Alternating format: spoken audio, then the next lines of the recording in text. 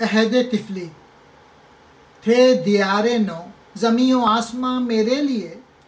وسعت آغوش مادر ایک جہاں میرے لیے، تھی ہر ایک جنبش نشان لطف جاں میرے لیے،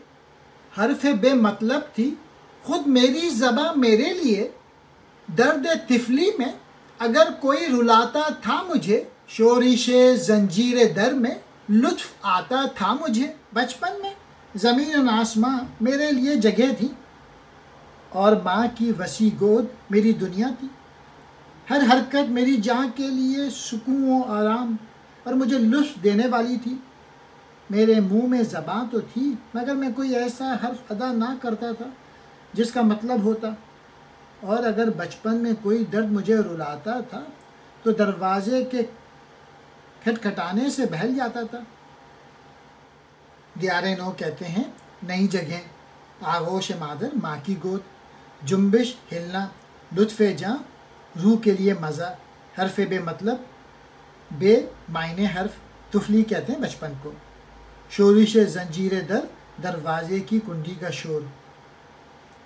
یعنی بچوں کو بہلانے کے لیے دروازے کی زنجیر کو بھی ہلا ہلا کے آواز پیدا کی جاتی ہے اور یوں بچے اکثر بہل جاتے ہیں۔ تکتے رہنا ہائے وہ پہروں تلک سوئے قمر، وہ پھٹے بادل میں بے آواز پا اس کا سفر، پوچھنا رہ رہ کے اس کے کوہ و صحرا کی خبر، اور وہ حیرت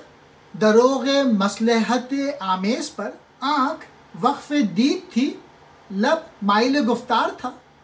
دل نہ تھا میرا سراپا ذوق استفسار تھا۔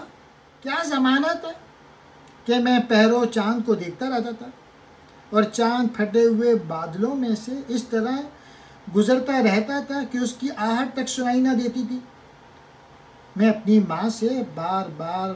پہاڑوں، بیابانوں اور چاند کے بارے میں سوال کرتا تھا، اور وہ جھوٹ موٹ میں جو کچھ مجھے بتا دیتی تھی میں اس پر حیران ہو جایا کرتا تھا۔ یعنی ان دنوں میری آنکھ کچھ نہ کچھ دیکھنے کی تمنا کرتی رہتی تھی اور زباں کوئی نہ کوئی سوال کرنے کی طرف راغب ہوتا تھا،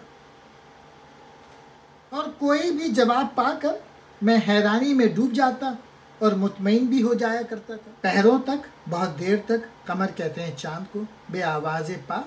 چلنے کی آہٹ کے بغیر، کوہ و صحرا، پہاڑ اور رتیلے میدان، دروغ مصلحت آمیز، وہ جھوٹ جس میں کچھ بھلائی متوقع ہو، وقف دید، مسلسل دیکھنے میں مصروف رہنا، لب مائل گفتار، ہونٹ بولنے پر تیار، سراپا سرتا پاؤں تک، ذوق استفسار، سوال کرنے کا شوق۔